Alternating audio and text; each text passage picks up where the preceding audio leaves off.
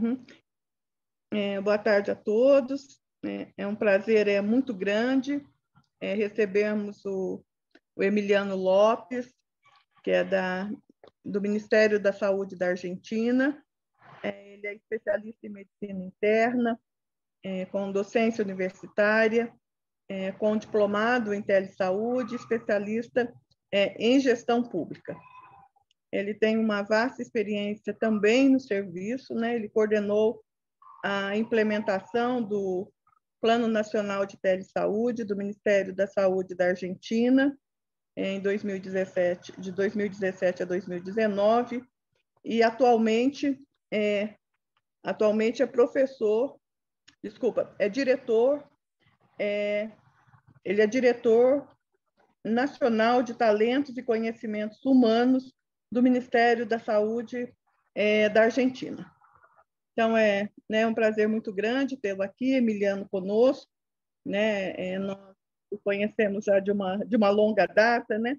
Com uma grande interação entre o pessoal de saúde pública do Brasil e da Argentina, e acho que este se constitui mais um passo importante de interação. Então, hoje, o Emiliano vai falar sobre a situação atual do sistema de saúde na Argentina. Seja muito bem-vindo, Emiliano, e obrigada por ter aceito o nosso convite. Fique à vontade, por favor. Bueno, buenas tardes a todas, a todos. Primero agradecer la invitación con mucho afecto y la verdad un desafío siempre hablar de la salud pública de Argentina, más aún luego de lo que ocurrió en la COVID y cómo se fueron modificando las estructuras y cómo fueron tensionando cada uno de las partes que hacen al campo de la salud pública. Así que bueno, de nuevo agradecer, Laine, a todos los profesores, saludo especial a los participantes y comenzamos. Y comparto la presentación. Coméntenme si están viendo bien, por favor, y si están escuchando bien. Emiliano, está Muy ótimo. bien. Muy bien. Como decía Laine, actualmente soy director nacional de lo más conocido como recursos humanos, ¿no? Acá se llama talento humano y conocimiento, pero bueno, lo conocido como recursos humanos. Bien, un pequeño mapa de la presentación. Vamos a la primera parte rápidamente a hacer algún tipo de reseña sobre el contexto del país. Creo que es importante para poder entender cómo se fue desarrollando el sistema de salud y la salud pública en Argentina. Luego entramos directamente en unas cuestiones concretas del sistema de salud en Argentina. Obviamente voy a hablar de generalidades, estos son para varias charlas, seguramente podemos profundizar en cada uno de los puntos mucho más. Yo les dejo como práctica enlace en cada slide disponible un enlace para que ustedes puedan ir directamente a las fuentes. Y quizás voy a hablar un poquito más justamente del talento humano, los recursos humanos, que es mi campo de acción de los últimos 4 años, y creo que quizás pueda profundizar para abrir el debate. En principio, comentar que cada 10 años tenemos un censo nacional. El último censo había sido en el 2010 y se postergó al año pasado por motivos obvios de la pandemia. El censo es un proceso muy, como en todos los países, una gran logística. Este año tuvo un gran componente digital, si bien había muchos operadores que se acercaban a viviendas, también avanzar en una primera instancia digital. Eso fue obviamente una gran fortaleza en la recuperación y explotación del dato. Podemos decir que en Argentina los primeros resultados, pues estos son los primeros resultados preliminares, contamos con 46 millones de personas, las cuales casi el 50% y 50% han declarado sexo femenino o masculino, pero hay otras personas que se han definido como no binarios, ¿no? Otros géneros, digamos. la mayoría todas estas personas viven en 17, casi 18 millones de viviendas particulares y también otras que son colectivas donde comparten incluso lugares más privados de cada una de las viviendas. Nosotros tenemos una gran superficie en el país, pero la distribución sigue un patrón de centralización urbana en pocas provincias. Estas son la provincia de Buenos Aires, la provincia de Santa Fe, la provincia de Córdoba y la provincia de Mendoza. Ahí lo ven con colores un poco más sombreadas, ¿no? Casi el 60% se ubican en la provincia de Buenos Aires. O sea, eso genera obviamente grandes tensiones para el sistema de salud, que ya vamos a ir hablando al avanzar la charla. Después, bueno, nuestra configuración política, como ustedes saben, nosotros somos un país federal, tenemos una democracia representativa y federal. Cada 4 años se vota presidente, vicepresidente, gobernadores. Este año, en diciembre, se cambia de autoridades presidenciales. La Argentina está compuesta por 23 provincias, más la ciudad autónoma de Buenos Aires, que logró autonomía y que está ubicada en el territorio de la provincia de Buenos Aires. Allí asienta todo lo que tiene que ver con los organismos nacionales. Los organismos nacionales asientan en la ciudad autónoma de Buenos Aires,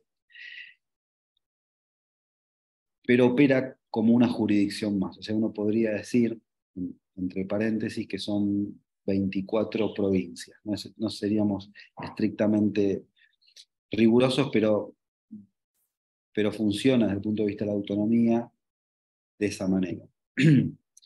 Las provincias preexisten a la nación. O sea, las provincias del Río de la Plata, que fueron inicialmente 13 provincias, acordaron en el Congreso las divisiones territoriales y conformar la nación argentina. Esto es importante porque en la Constitución argentina, en algunos de los artículos, se define que todo aquello que no esté explícitamente delegado a la nación pertenece a las provincias. Y la salud es una de estos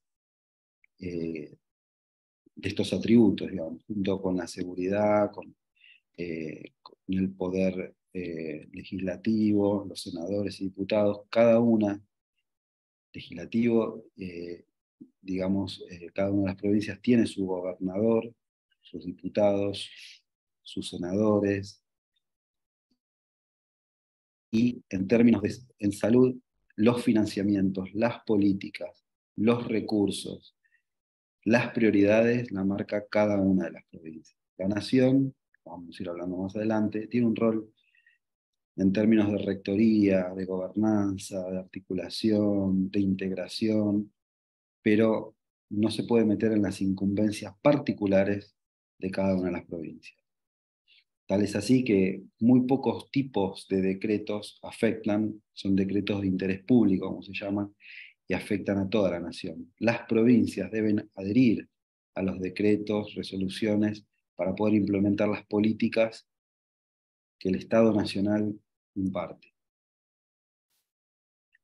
Nosotros, como ustedes saben, tenemos 4 grandes climas, podemos dividir en 4 grandes regiones también, pasamos de sectores bastante subtropicales, ahora vamos a ver un poquito más esto, pero digo, tenemos una región que es el norte grande, ¿no? Límite también con Uruguay, la Mesopotamia, con Brasil, con Paraguay. Tenemos también una gran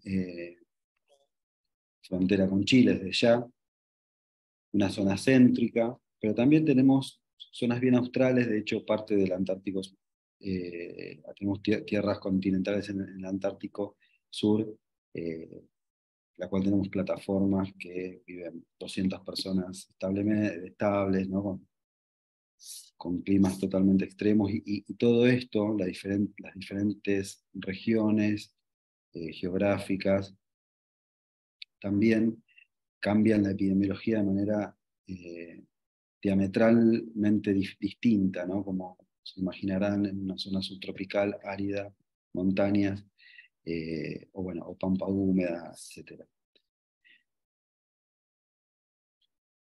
Desde el punto de vista de las migraciones, también tenemos, obviamente, las principales procedencias son de los países vecinos, hermanos, de lo que es Sudamérica, ¿no? Paraguay, Bolivia, Chile, Perú, Italia, desde el punto de vista europeo, Uruguay, España también, Brasil, Estados Unidos y Colombia. Y como decíamos, tenemos climas variopintos, ¿no? Desde fríos polares, como les decía yo, la Antártida, hasta climas subtropicales con más o menos sequía, parte de las yungas, de este norte grande que hablábamos en Jujuy y Salta.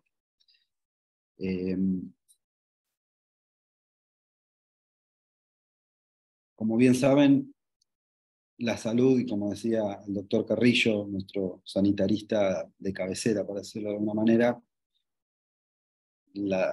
también los determinantes o las determinaciones sociales en términos del cambio climático, los climas, nos afectan de manera primordial o principal, tomando en cuenta todo lo que tiene que ver con el deshielo, todo lo que tiene que ver con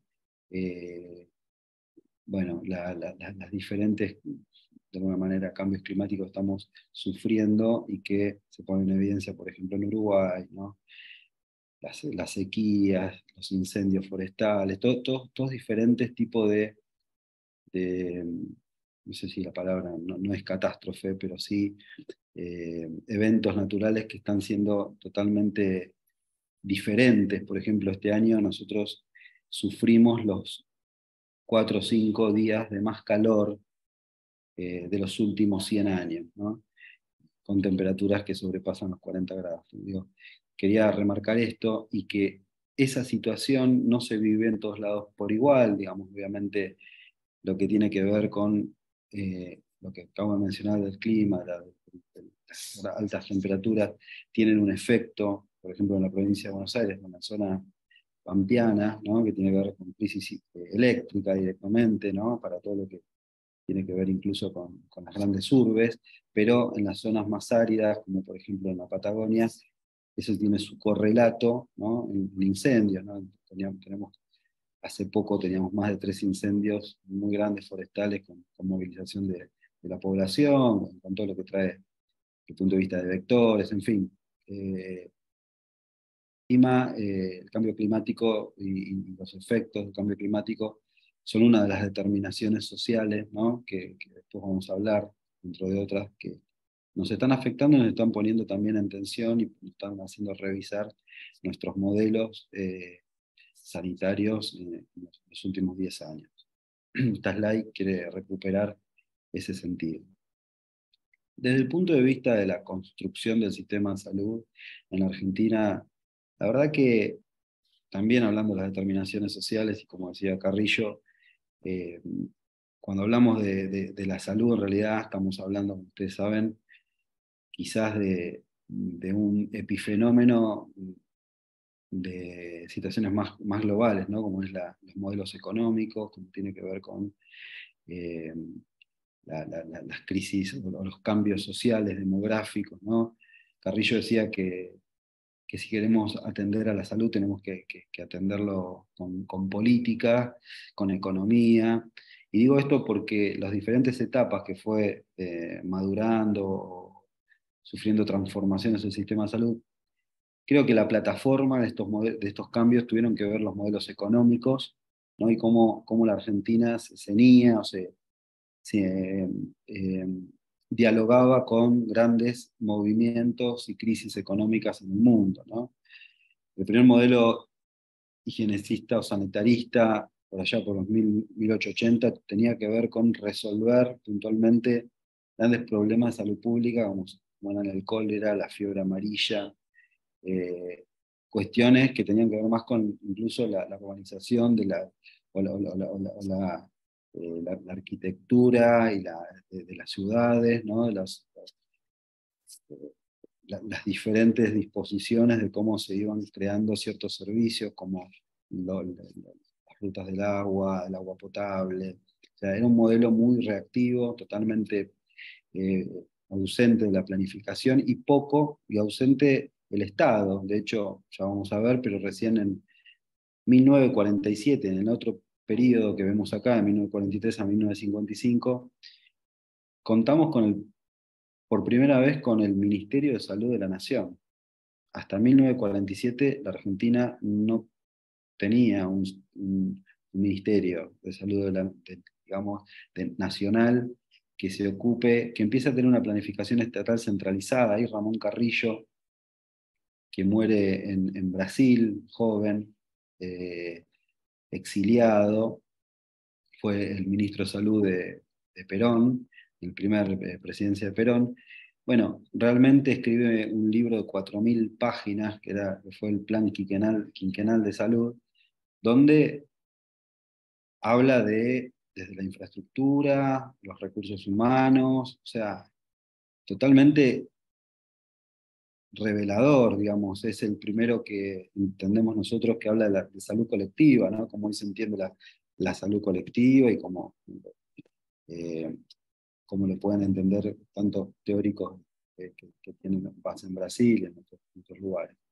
Un salubrista que realmente le da lugar a la mujer, le da lugar a los colectivos, por ejemplo, de enfermería, donde entiende que el hospital resuelve un problema instalado, pero que si nosotros generamos más hospitales, algo anterior estamos haciendo mal. Sin embargo, no obstante, es el periodo que más hospitales, institutos, centros de salud se crean,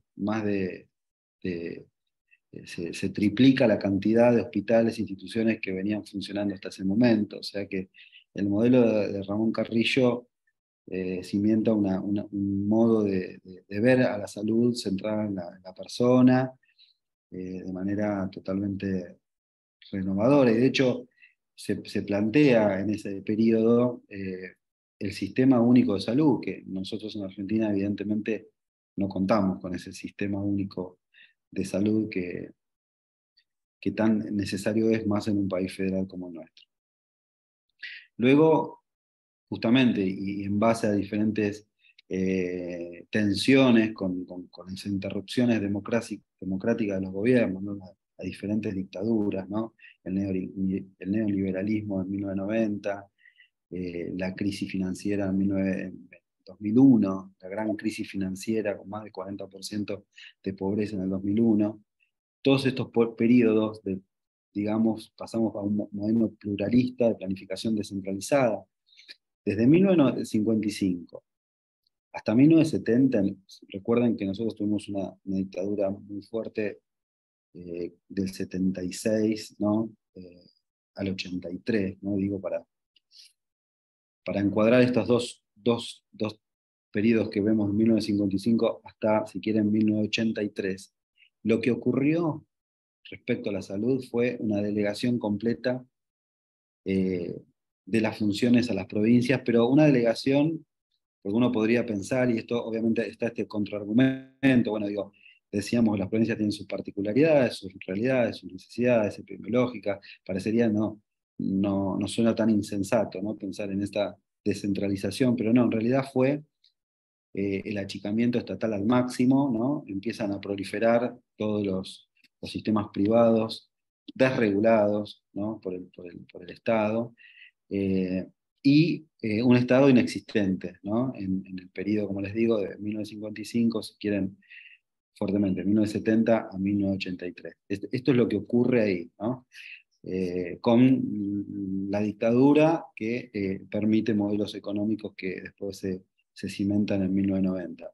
Hasta 1991, donde termina con una crisis, donde hay una desregulación de los mercados total, donde hay una proliferación de las empresas de medicina privada, y después en el 2001, hasta la fecha, con ciertos matices desde ya, de hecho, del 16 al 19 hubo una reducción del gasto en salud, de priorización del ámbito privado, de disminución de la jerarquía. Por primera vez en la historia, se bajó en el periodo anterior, en 2018 puntualmente, el Ministerio de Salud se le baja la jerarquía a Secretaría de Salud. Pero digo, acá podemos hacer un foco en, a partir del 2001 al 2015, también hay intentos de volver a tener una coordinación federal, se generan unos planes que creo que quizás lo hayan leído, lo conozcan, el Plan Nacer, el Plan Sumar de la Argentina, con financiamiento mixto, ¿no? Nacional e internacional, que apunta en realidad sigue existiendo, a mejorar la salud de indicadores básicos de las personas que están básicamente fuera de otro tipo de cobertura, como es la cobertura por trabajar, básicamente, ¿no? Los desempleados.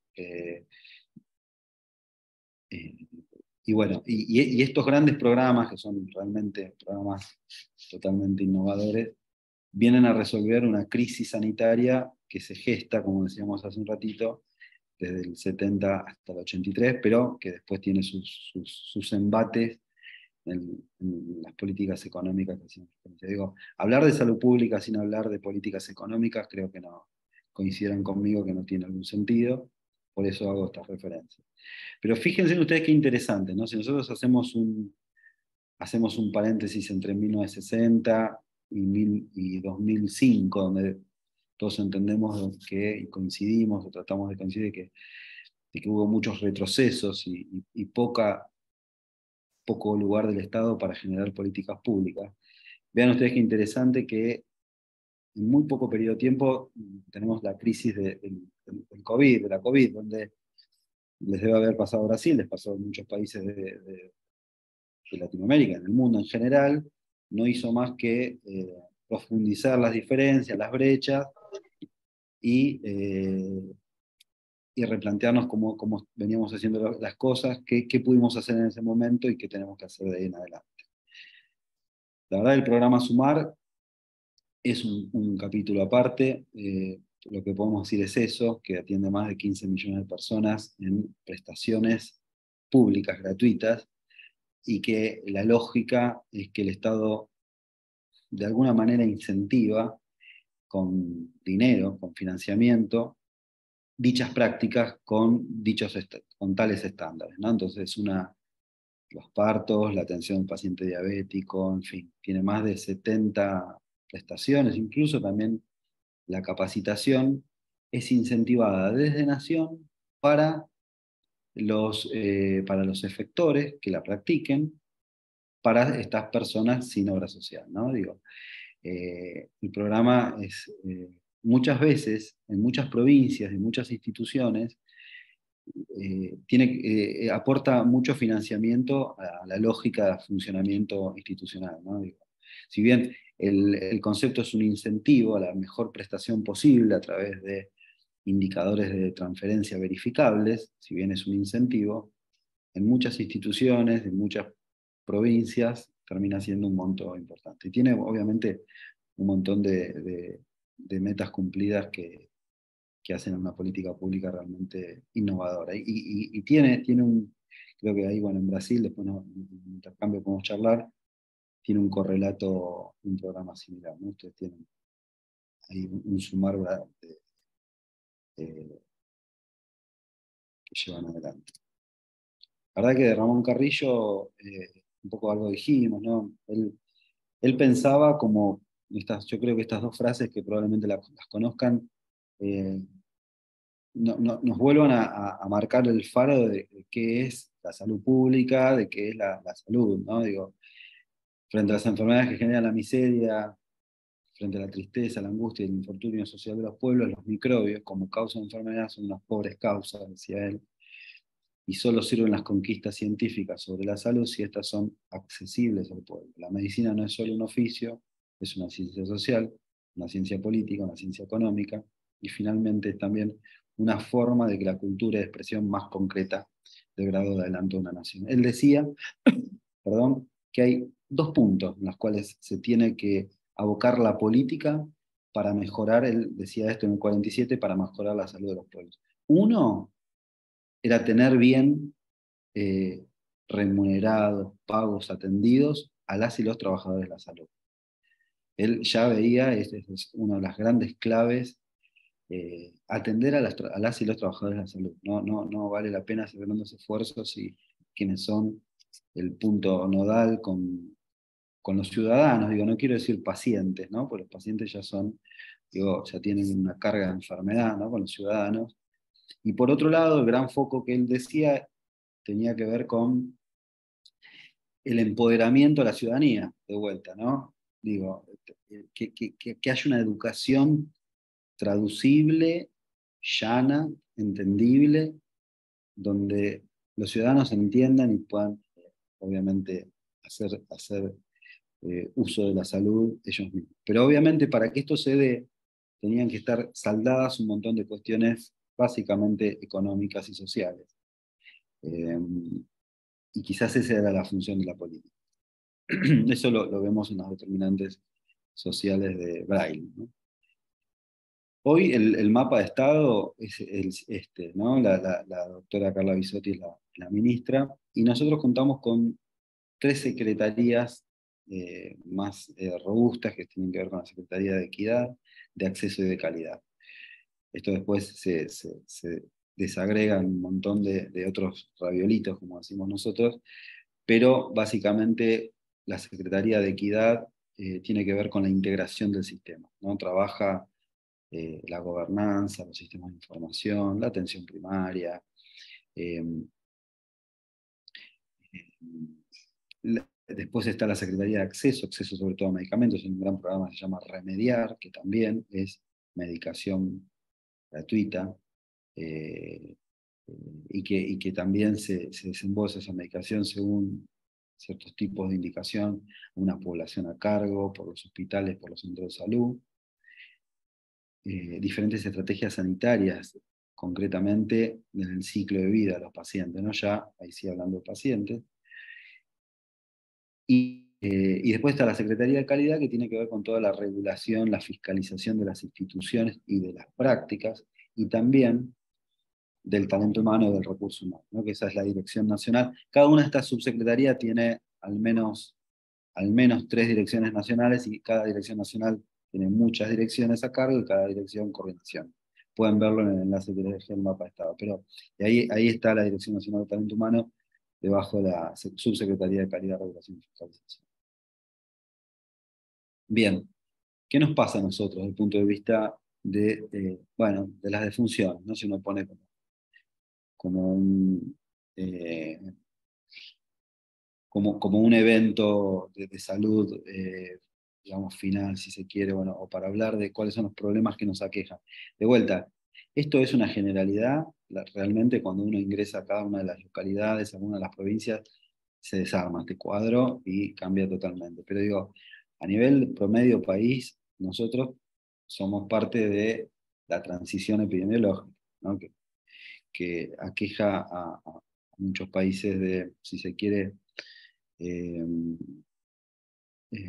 de medianos o altos ingresos, pero tiene una paradoja y una trampa, que es la que decía antes: cuando entramos hacia provincias o ciertas localidades, esto se desarma totalmente, cambia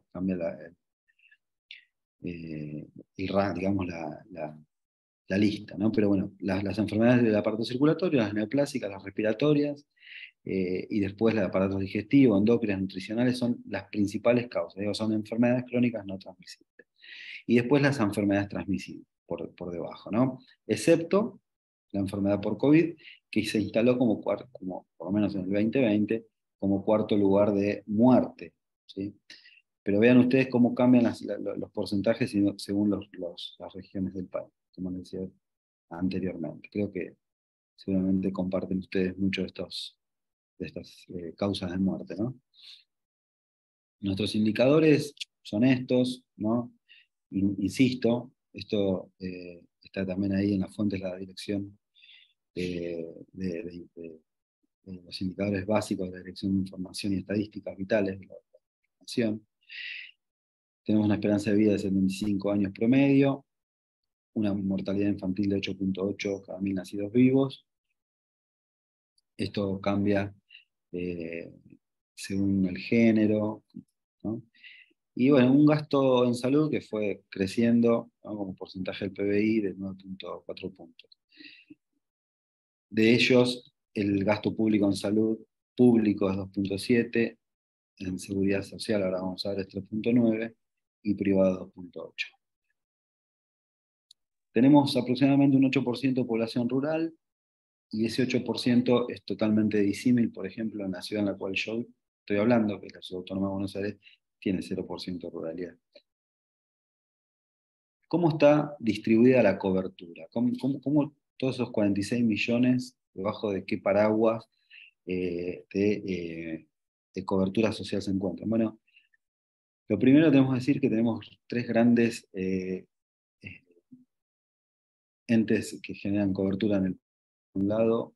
Vamos a empezar con el seguro social o las obras sociales, que están sujetos a trabajo, a un empleo, mejor dicho, a un empleo, ¿no? Remunerado, con todo lo que son los aportes provisionales,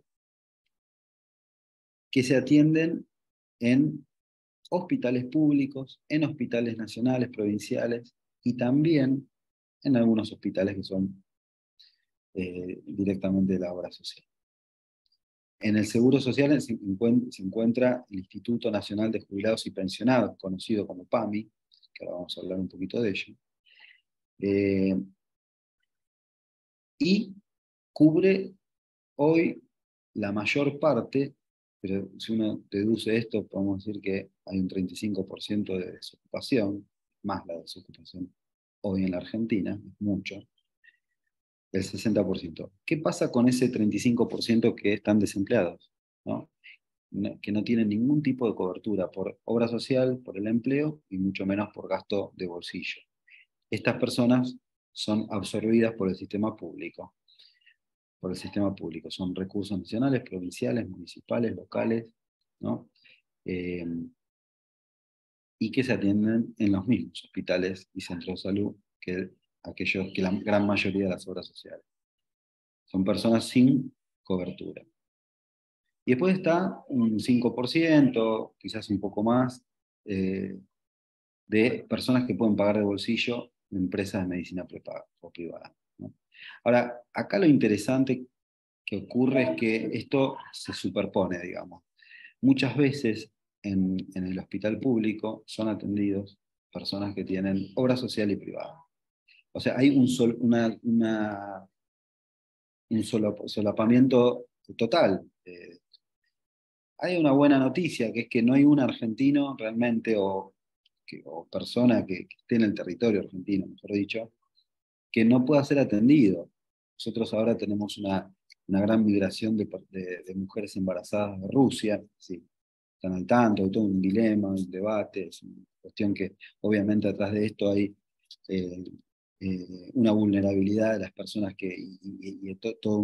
se genera toda una cuestión que se está investigando, ¿no? Pero digo, son personas de Rusia, mujeres que embarazadas vienen a parir, porque la Argentina tiene leyes migratorias muy flexibles, somos muy abiertos en ese sentido, no pedimos visa, por ejemplo. Y los atienden en los hospitales y tienen partos en los hospitales, obviamente se le da la nacionalidad bueno, y eso luego vuelven a Rusia, y bueno, en el contexto de la guerra, tienen varios beneficios allí. Pero digo, siempre hemos tenido yo creo que potencia que tiene que ver con brindar el mejor servicio que podamos a todos los que están en nuestro territorio. Ahora, también ahí si ponemos la lupa no es lo mismo. Algunos no es lo mismo, como pasa seguramente en Brasil y en otros países, la atención que se puede dar en uno u otro lugar por un montón de situaciones. Esto genera el poder decir que tenemos un sistema, una cobertura total de todos nuestros habitantes, pero también una fragmentación, una segmentación que vamos a hablar más adelante, que tiene grandes perjuicios.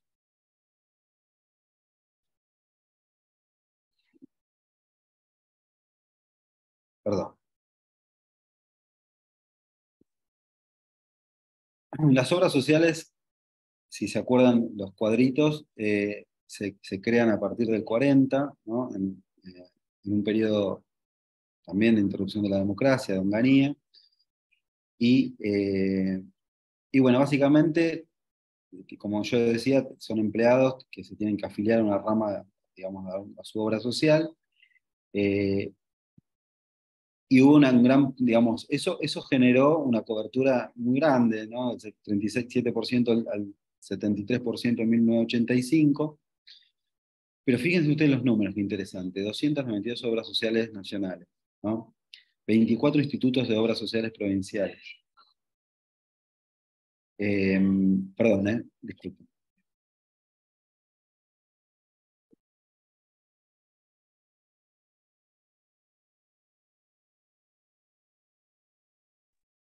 Gracias.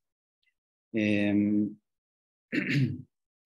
Les decía, disculpen, que esto genera un archipiélago de sistemas donde no existe el recupero, donde existe muchas veces sobremedicación, sobreatención, eh, la medicalización de los pacientes. Esto es un gran problema para el sistema de salud argentino. Eh, Después vino el PAMI, que el PAMI se creó en 1971. La verdad que está financiado por los aportes de los trabajadores y los jubilados. Tiene más de 5 millones de afiliados, 7.000 médicos, médicas trabajan en el sistema.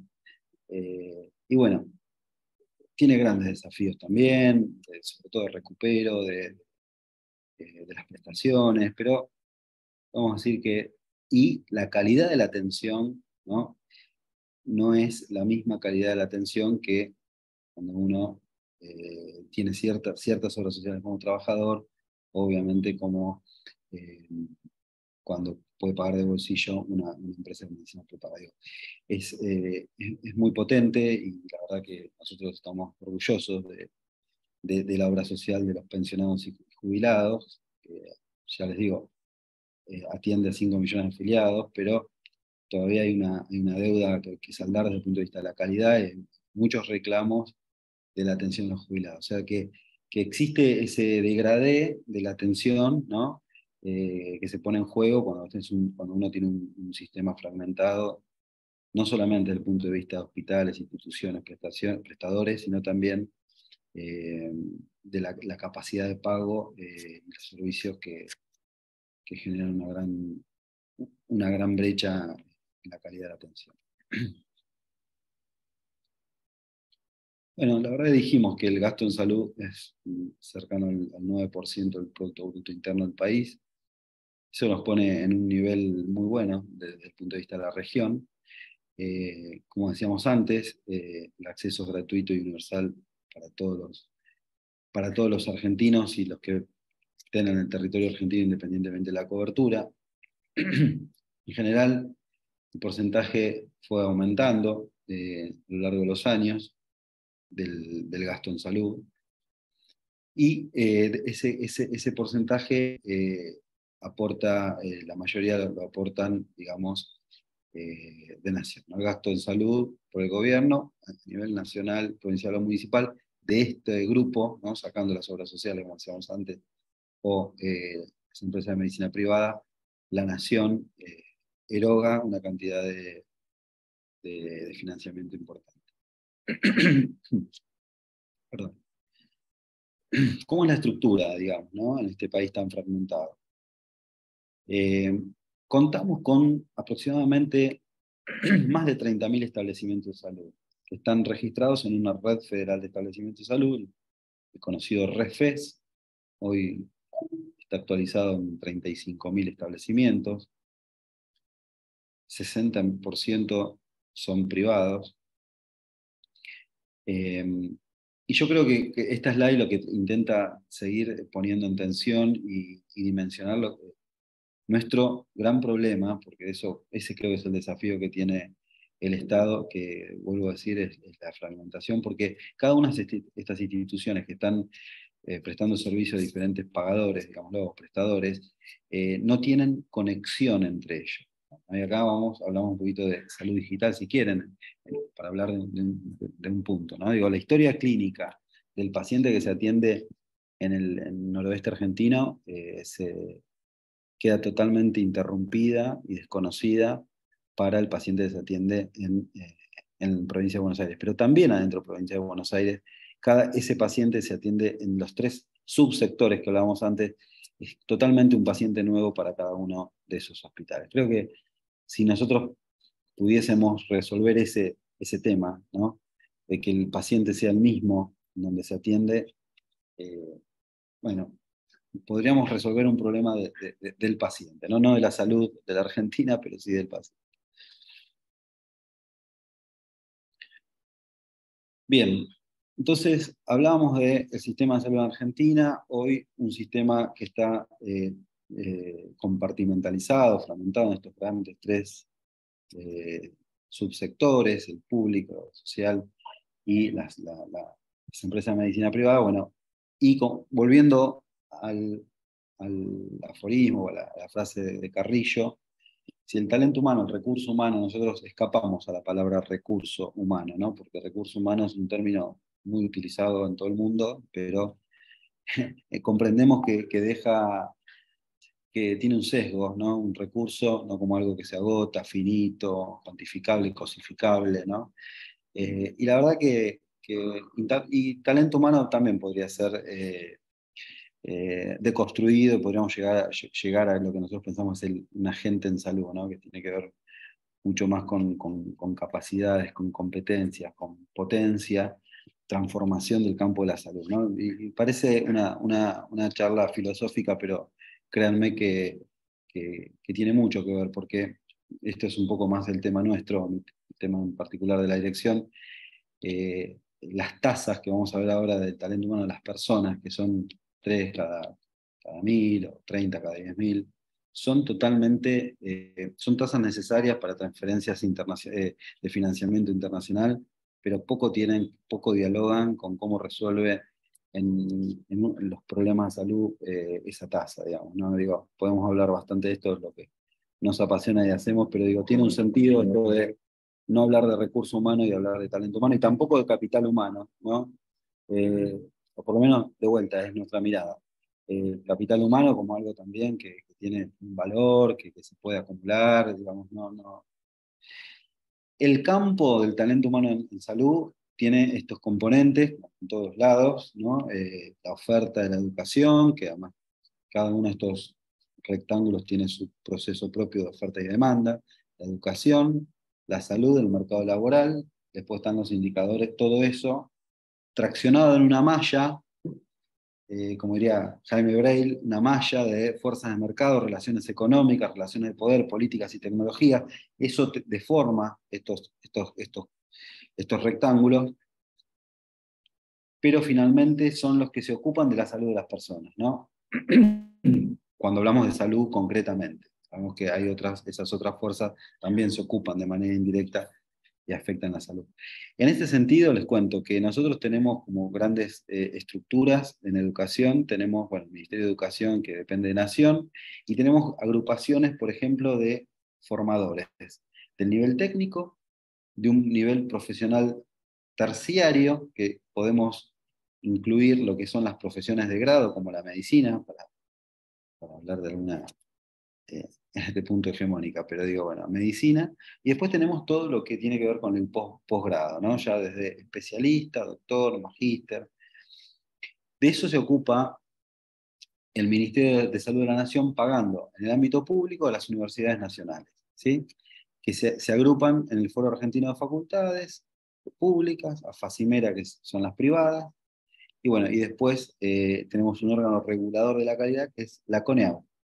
Sí, la CONEAU, que es el Consejo del Organismo Nacional para la Acreditación de las Universidades, se ocupa de realizar los estándares para poder abrir y mantener facultades eh, de medicina, de otras disciplinas y también posgrado.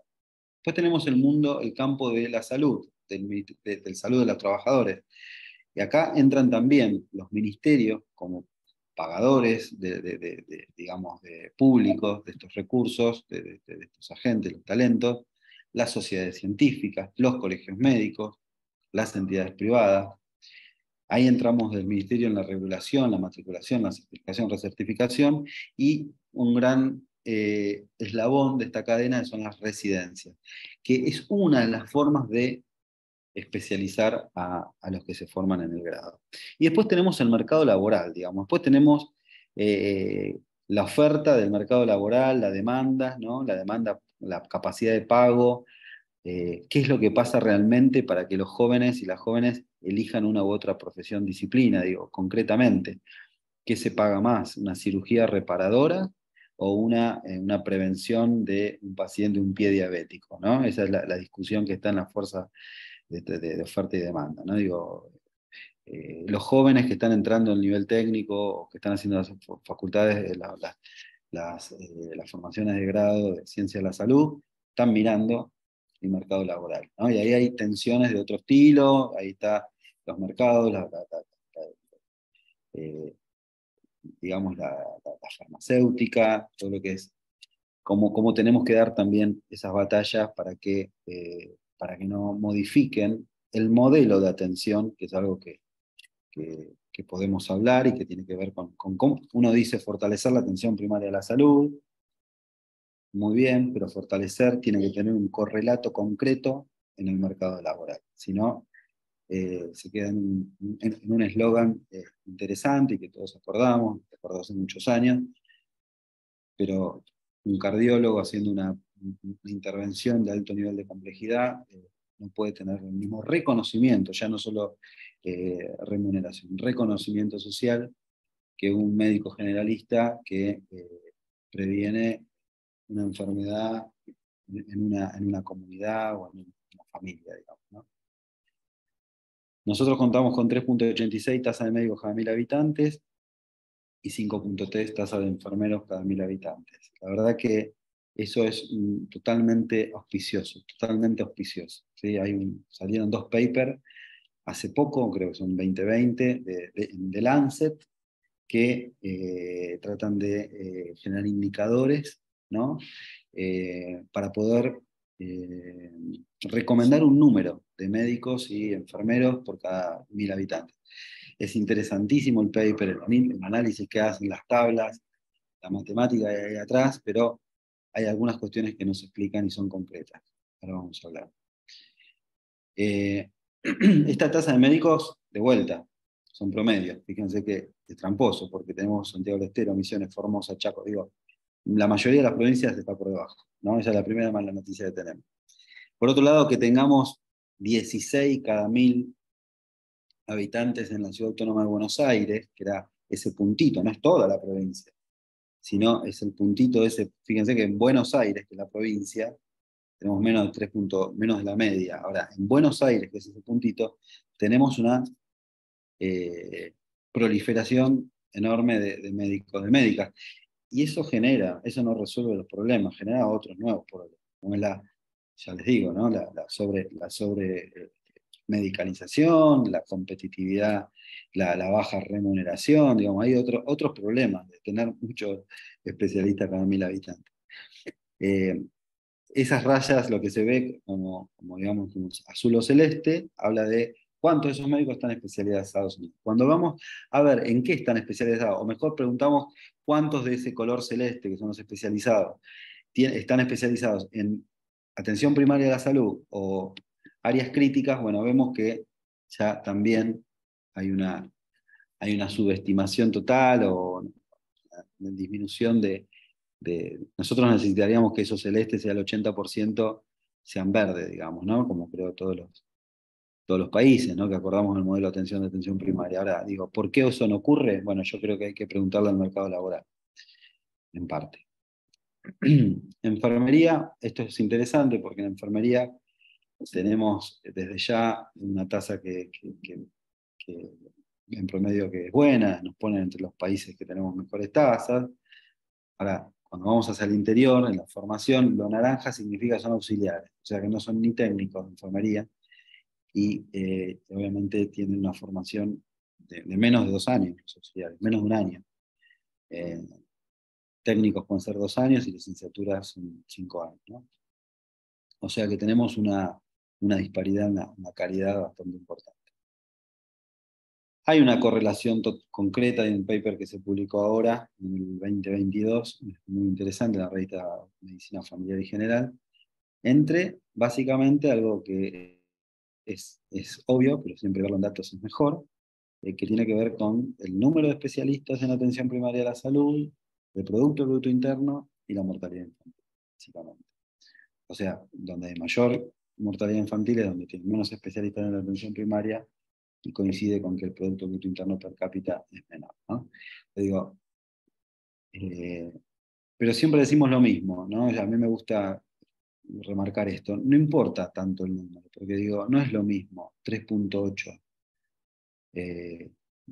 Hagamos de cuenta que tenemos en todas las provincias 3.8. No es lo mismo ese 3.8 de personas agotadas, cansadas, mal remuneradas, que 3.8 no conectadas, aisladas, no están asistidas, no atendidas, por los gobiernos, digo, porque nosotros somos un gobierno federal, recordemos, que 3.8 personas frescas, remuneradas, atendidas, conectadas, con herramientas, con telesalud, etc. Digo, ese número es muy, muy tramposo. De hecho, cuando uno ve en The Lancet, cuando nosotros nos posicionamos en buenos números, después no nos dan los indicadores de cobertura efectiva de salud, son bajos. ¿Verdad? Digo, tenemos buena cantidad, pero sin embargo algo está fallando. Y tiene que ver con esto. Bien, no sé si hasta acá vamos bien, si alguien están escuchando, pues yo no los estoy viendo. Sí, está todo bien. Oh, Sí, excelente. Gracias. Acá hago un zoom en residencias, ahí hay un sesgo del lugar en el que ocupamos, pero permítanme que lo haga, y que tiene que ver que nosotros estamos ahora atravesando un problema crítico, no somos originales, pasan en un montón de países en el mundo también, pero nos estamos quedando, porque tenemos una particularidad de la ley de 1965, la ley del ejercicio profesional, que plantea que un profesional de la salud, en realidad en este caso médico odontólogo, sobre todo médicos odontólogos, pueden llegar a la especialidad por 5 vías. Esto es una debilidad, una vez más, de la fragmentación. Tenemos 5 vías distintas para poder ser especialistas de alguna de estas cosas, por ejemplo, que ven acá. Esas 5 vías son distintas, ¿no? Digo, puede ser por una sociedad científica, con un examen, un colegio médico, por un examen, por una universidad, por un examen, por una residencia médica, que la residencia médica es aprendizaje en el trabajo, para nosotros es la mejor. Siendo profesor titular, podés ser especialista, teniendo bastantes años de experiencia, obviamente, y dando un examen en el Ministerio de Salud. O sea, hay 5 formas para acceder a, por ejemplo, a tener la especialidad de pediatra. Entonces, lo que estamos viendo es que los jóvenes y las jóvenes que egresan acceden a la especialidad por otras vías que no son la residencia. Y bueno, esto es otro capítulo aparte, creo que no sé si ahora vale la pena profundizar, pero digo, es un problema. Es un problema también porque está la mala práctica de que los y las residentes son los que, se dice en el eslogan, los que mantienen las puertas abiertas del sistema de salud como trabajadores. Y eso obviamente no debería ser así, porque son profesionales que si bien ya tienen título habilitante, se están formando. Sin embargo, no obstante, luego de las 12 del mediodía en muchos lugares falta personal y son los residentes los que cumplen las funciones, pero cada vez hay menos residentes. Yo digo, esto es algo para lo que es el campo del talento humano en salud. Esto es algo que está en el auge de nuestras discusiones a nivel ministras y ministros del país. De hecho, estamos generando un proyecto de ley para las residencias que todavía obviamente no se sancionó. Bien, lo dejo abierto para después si quieren hablar un poco más sobre esto. Ahora entramos un poquito en la pandemia, creo que ahí el desafío era ver cómo nos afectó la pandemia, algo que hicimos y cómo seguimos. Bueno, nosotros desde el punto de vista del talento humano escribimos un paper en la revista Argentina de Salud Pública, que tuvo que ver cómo usamos, sobre todo, cómo readecuamos la distribución, ¿no?, de los profesionales, y cómo usamos la telemedicina. La verdad que la telemedicina, la telesalud, tuvo un rol fundamental en la pandemia. Bueno, eso está sobreentendido y creo que ahí Laine, la experiencia que tiene Brasil con telesalud es fantástica, así que no. También, perdón, también es un capítulo aparte. Disculpen que Perdón, un llamado interrumpido.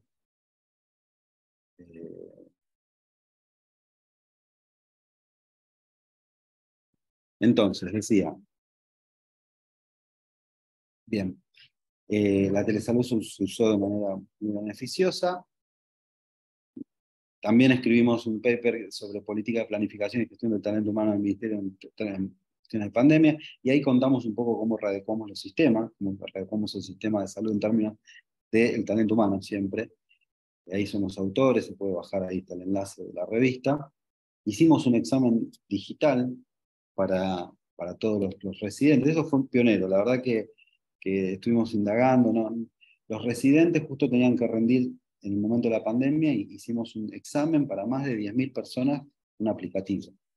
No fue todo éxito, pero fue muy interesante. Bien, seguimos pensando ahora sí en los recursos del sistema de salud en términos de, si quieren, plataformas, tecnologías, pero sobre todo estrategias, no tecnología. Nosotros tenemos un sistema integrado de información sanitaria argentino muy maduro, más de 10 años, más de 15 años, es el CISA, donde esa es nuestra plataforma para registrar eventos y estructura, y profesionales, ¿no? Digo, ahí en este lugar es nuestro lugar de, por ejemplo, notificación de eventos de salud, de infecciosos o no infecciosos, donde tenemos una cartera de prestaciones, donde tenemos todos los profesionales, todos es una expresión de deseo, la gran mayoría registrados, los establecimientos registrados, la verdad destacado y tiene lo que se llama la matriz mínima de datos, que fue ejemplo para el trabajo del Mercosur, y también ahí incluso Brasil está trabajando con la matriz mínima de datos y toma como ejemplo esto. La verdad lo quiero decir porque es muy potente el sistema integrado de información sanitaria argentina. Y obviamente, un poco más pequeño, tenemos un observatorio federal de talento humano en salud, pero también es un observatorio de políticas de salud, que ahí podrán navegarlo y conocerlo en los enlaces que lo dejo. Bien, la lupa de la COVID o del COVID permitió ver dos grandes cosas. Falta de integración y una gobernanza fragmentada, ¿no? Lo veníamos hablando a lo largo de la charla. La verdad que también esa lupa permitió ver en dónde teníamos que hacer nosotros en el sistema de salud, la salud pública, foco, que tiene que ver con la salud de las mujeres, de los trabajadores y trabajadoras informales, las personas mayores, niños, niñas, adolescentes, ¿no? Y la salud mental, digamos. Son cosas que están por debajo de la media de la atención de esos indicadores que hablábamos de mortalidad infantil, de mortalidad materna. O sea, estas son las poblaciones y los colectivos que fueron más afectados en la pandemia, ¿no? Hablaba de 40% de desocupación, 56% viven en hogares donde no se cubren las necesidades básicas. Digo, este balance del impacto del COVID es importante poder anunciarlo, no todo, uno a veces da las charlas y cuenta los grandes logros, pero digo, esto es importante porque esta es nuestra nueva línea de base para poder planificar política, ¿no? Sí tuvimos un rol, y acá vienen las buenas noticias, tuvimos un rol muy bueno con el COFESA. El COFESA es el Consejo Federal de Salud. El Consejo Federal de Salud es el órgano de más alto nivel donde se toman decisiones en un país federal en términos de salud. El COFESA son todos ministros y ministras, se juntan una vez por mes, en ordinarias o extraordinarias, definiendo algunas cuestiones. Eso funcionó como un relojito, digamos. Hubo una ampliación del presupuesto del Ministerio de Salud, del gasto en salud enorme. Hubo una gran aumento de transferencia a las provincias para fortalecer sus propios sistemas. Hubo grandes proyectos de incentivo para el personal de salud y operativos en terreno. El plan de vacunación, una cobertura mayor del 80%. Y programas destinados a medicamentos y vacunas. Saben ustedes que tenemos 2 centros de desarrollo y producción de vacunas de tecnología de ARN en Brasil y en Argentina. Se intentó, se impulsó la integración del sistema, todavía es una deuda pendiente. Se cristalizó, consolidó la salud digital, ¿no? Se emitió la ley de teletrabajo, por ejemplo. y estamos reglamentando una ley de salud digital, de receta digital y de teleasistencia, reglamentando la ley de salud digital y teleasistencia. Y hubo un gran apoyo a empresas, digamos, nacional para el desarrollo de equipamiento.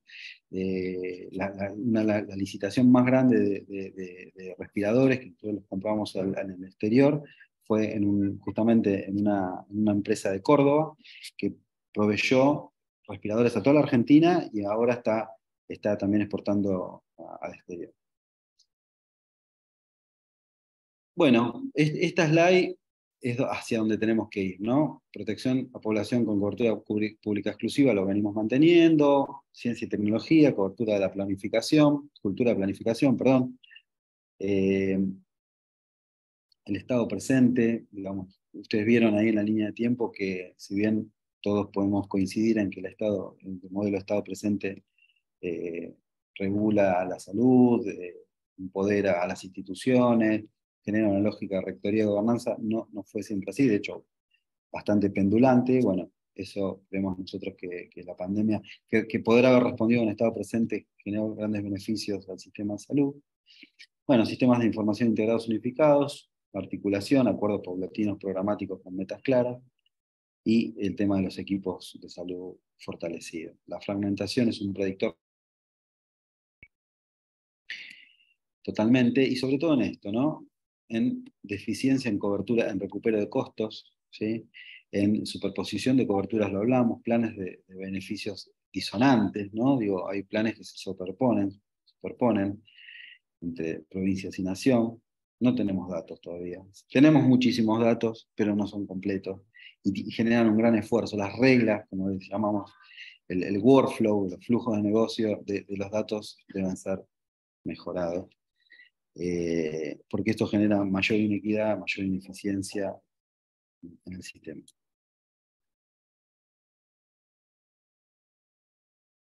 La verdad que la integración se puso en agenda, se puso la integración del sistema, digamos, estamos haciendo grandes esfuerzos para dejar de lado algunos beneficios corporativos, ¿no? Y de algunos de estos grandes sistemas para poder hablar en un sentido común. Sabemos que otra pandemia rápidamente no la toleraríamos como esta, sobre todo los trabajadores de la salud, pero también las cuestiones financieras del sistema de salud.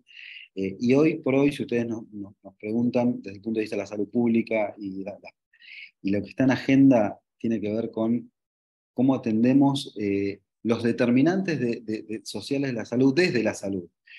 Digamos, cómo estamos trabajando por ejemplo, con la dirección de género, de salud ambiental, cómo trabajamos con economía, con finanzas, con hacienda, pero cómo tratamos de dialogar la política de salud con otras áreas que no son centralmente salud, pero que afectan a la población, ¿no?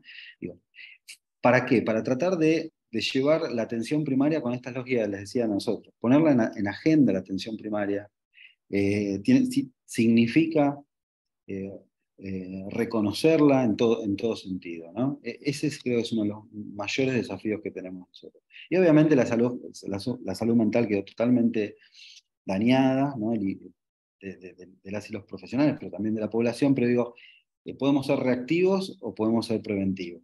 Todos los esquemas y las estrategias de salud mental para atender la problemática de salud mental ya estamos llegando tarde, entonces tenemos que trabajar en todo lo otro. Ahora hace muy poquito se implementó el etiquetado frontal, la verdad que si ustedes vienen acá a la Argentina y entran a supermercados, kioscos como decimos nosotros, están todos con el etiquetado frontal, y es un logro de salud pública muy, muy grande contar con esa novedad de implementación de política pública que se implementó la semana pasada, digamos.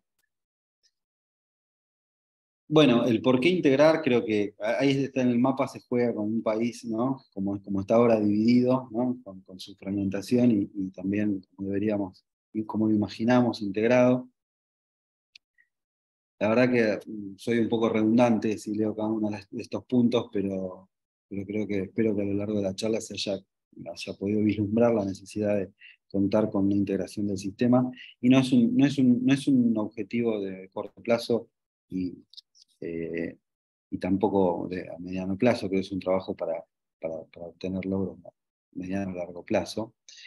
Nosotros pensamos que la integración tiene que enfocarse en estas variables, ¿no? Gobernanza, articulación federal, tenemos que poder hablar del mismo idioma en grandes problemáticas, más allá de los partidos políticos. Piensen ustedes que cada una de estas jurisdicciones, las provincias, pueden tener su partido político, mirar su modelo de gobierno, y creemos que hay cosas que tenemos que estar en sintonía. Podemos discutir un montón de cuestiones, pero digo, la integración del sistema, digamos, las prestaciones, la historia clínica única, el modelo de atención tenemos que poder coincidir, y hacia ahí vamos con consenso y con diferentes mesas de negociación. También, por ejemplo, con los gremios, con las obras sociales, con colegios médicos, etc. Foco en recursos humanos en salud, ¿no? Digo, esto que decía Carrillo, que estuvimos viendo por la presentación, cómo transformamos este recurso humano en agentes de salud, ¿no? Y le damos esa connotación. Estrategias de financiamiento, que no haya estrategias de financiamiento cruzadas, con una ineficiencia y una falta de recupero de pagos. Sistemas de información, si bien avanzamos un montón, nuestro nivel de maduración es bajo. Menos del 20% de los establecimientos de salud cuentan con historia clínica digital. ¿Qué comunicamos para la población? ¿Qué comunicamos? ¿Cómo y para qué? ¿No? También hablaba mucho Carrillo de usar los medios de comunicación masivos para hablar de salud, ¿no? Y educar también. Bueno, apostar a innovación científico-tecnológica, y de vuelta, cuando decimos nuevo modelo de atención, en realidad estamos hablando del modelo de atención que se definió allá por 1978, ¿no? En Almata, pero que todavía no pudimos hacer mella de ese modelo. La verdad que podríamos, como decíamos al principio, hablar mucho del sistema de salud. Quise dar un panorama general, cada una de estas slides son una tesis, si quieren, y podemos profundizar. Yo les agradezco, espero haber cumplido con las expectativas iniciales. Este año, el 5 y 6 de octubre, es la Cumbre Mundial de Salud Mental, se hace en Argentina. Somos presidencia pro tempore del Mercosur, que es un trabajo que hacemos con los países hermanos y que bueno, es un gran desafío. Y termino con una frase de Carrillo, que él decía: no puede haber medicina sin medicina social, y no puede haber medicina social sin una política social de Estado. Les agradezco mucho la atención y estoy abierto a las preguntas. Muchas gracias, Emiliano. Voy a parar la grabación, ¿vale? Obrigada, Emiliano.